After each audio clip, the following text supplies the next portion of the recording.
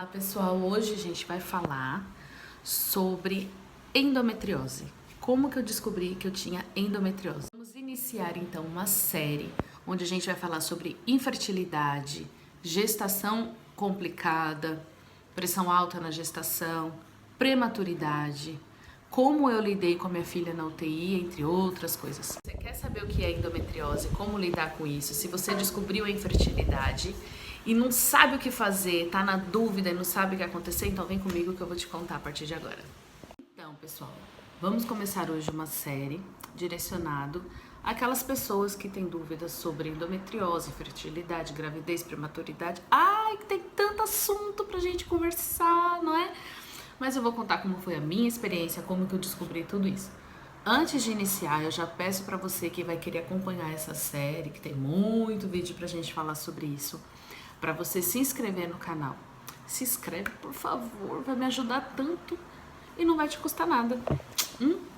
Tô aguardando você se inscrever no canal.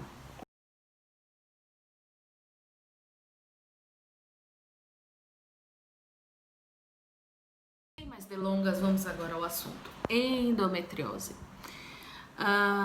Não sei quantos sabem, a endometriose é quando o endométrio vai para fora do útero. De acordo com os especialistas que eu estive, isso em 2012, se eu não me engano, acho que foi 2012, entre 2011 e 2012, quando eu descobri, eles me falaram que geralmente a endometriose acontece 20 anos após a primeira menstruação, é quando começam a aparecer os primeiros sintomas de endometriose. Então, assim, se você tem 20, 25 anos, 26, é muito difícil você desenvolver uma endometriose. Muito raro, muito mesmo. Até hoje, 95% dos casos foram descobertos de mulheres que tiveram a primeira menstruação, a data da primeira menstruação, 20 anos depois foi quando desenvolveu a endometriose. Quando eu descobri, ainda era um assunto novo, estava super comentado. Para mim era uma novidade, eu já tinha ouvido falar, mas não sabia o que era. E os médicos também, eu estava na época em São Paulo, os médicos também não sabiam direito o que era, eles estavam curiosos para descobrir, eles queriam saber mais como que era e tal. Então, assim, como eu descobri? Primeiro, foram dores assim insuportáveis mesmo na barriga, como se fosse cólica, mas era muito intensa. Depois disso eu descobri que é bem parecido com a dor do parto, tá? Só pra você ter uma ideia aí do quanto dói. Foi mais ou menos essa intensidade de dor que eu senti. Então eu tinha que ir para o pronto-socorro, eu tinha que ir. Eu não tinha a menor condição de cuidar aquela dor com Buscopan em casa, não tinha condição. Tinha que ser tramal na veia, ou os remédios fortíssimos na veia para poder passar. Bom, fiz todos os exames e descobri a endometriose. E aí foi onde começou toda a luta, porque daí a gente vai no médico, o que você tem? Tem endometriose. Não tem jeito. Aí vai em outro. O que você tem? Eu descobri que eu tenho endometriose. Não tem jeito. E assim foi. Até que eu cheguei em um médico que ele fez vários exames e descobriu que eu tinha que passar por uma cirurgia, porque a endometriose já estava profunda e já estava comprometendo o meu útero, as trompas, o ovário, já estava comprometendo tudo. Então eu tinha que retirar aquela endometriose de dentro de mim o quanto antes. Então a gente marcou a videolaparoscopia. Eu vou dizer pra vocês que nesse tempo, assim, a impressão que eu tive é que eu ia surtar, sério mesmo. Porque não era certo que iria salvar o meu útero, ou trompa, ou ovário, não era certo que eu ia ser mãe um dia. E quem nunca teve o sonho de ser mãe, eu acho que uma notícia dessa abala, mas nem tanto, né? Mas para quem sempre sonhou, sempre quis, sempre imaginou como seria ser mãe, isso é uma informação que quando você recebe, choca, impacta, dá medo, é horrível. É a sensação de você nunca poder realizar um sonho na sua vida. Então eu meio que surtei. Mas a gente fez a videolaparoscopia, ele retirou muitos nódulos de endometriose, retirou mesmo. E E aí depois disso começou o tratamento. E eu vou dizer pra vocês, a cirurgia da endometriose eu sofri muito mais do que a cesariana, por exemplo, no parto da minha filha. Eu achei a vídeo, tem gente que não sente nada. Eu senti muito. Eles colocam um gás na gente, na barriga, pra barriga poder aumentar, pra eles poderem ver exatamente onde é que tá os nódulos.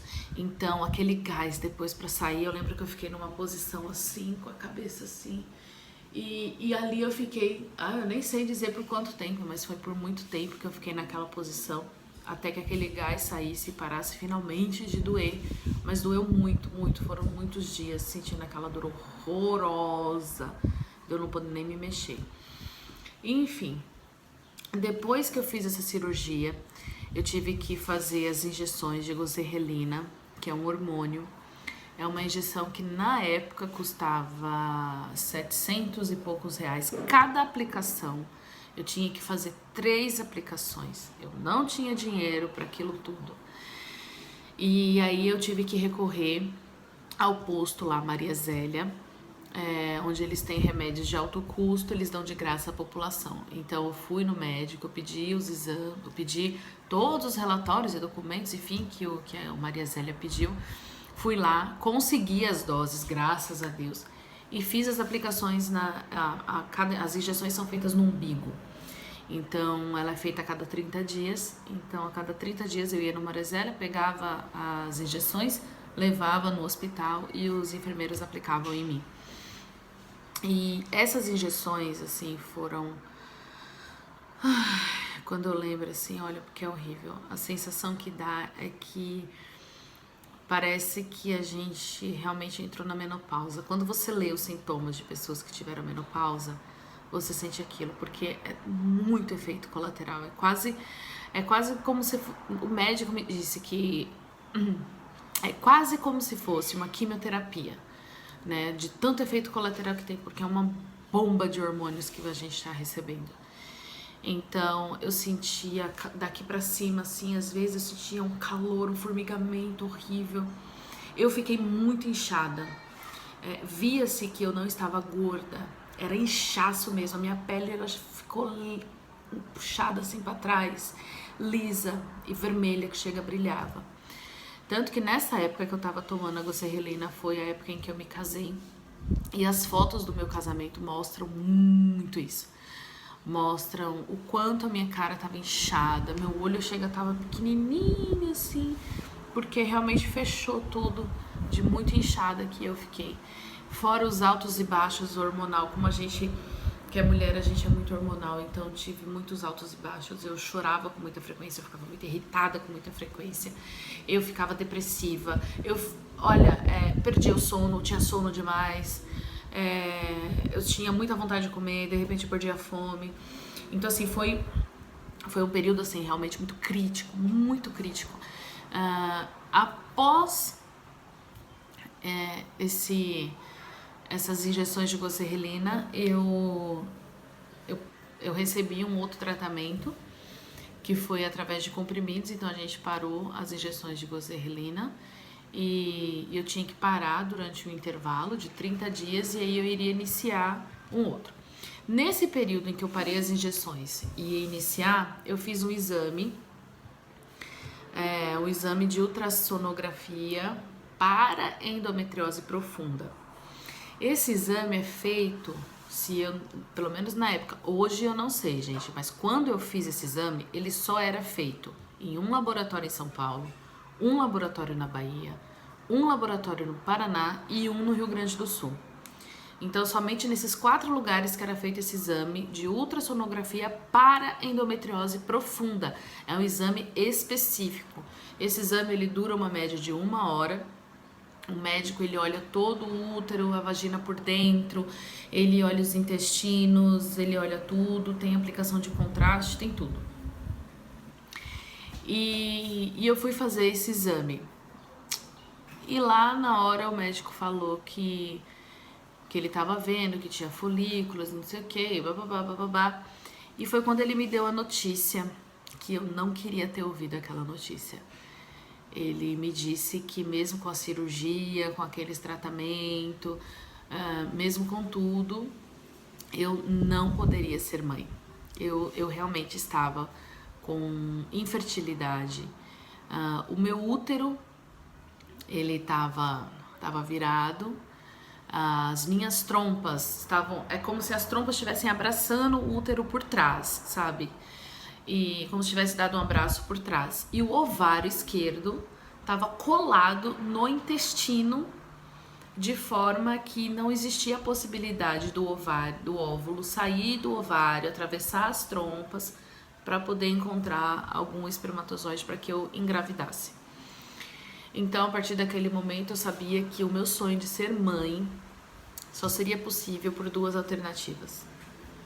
Ou eu faria uma inseminação in vitro, né, uma fertilização, algo do tipo, ou adoção. Seriam as duas formas de eu poder realizar esse meu sonho. Eu saí de lá assim, muito triste, muito chateada. O meu ex-marido na época disse que não tinha problema nenhum. Ele falava pra mim, não, eu já tenho uma filha, não tem problema, a gente adota e não sei o que, blá blá blá. Mas eu confesso que foi muito triste. Mesmo assim, eu iniciei os comprimidos, né? Comecei a iniciar o tratamento com os comprimidos para poder diminuir. Porque assim,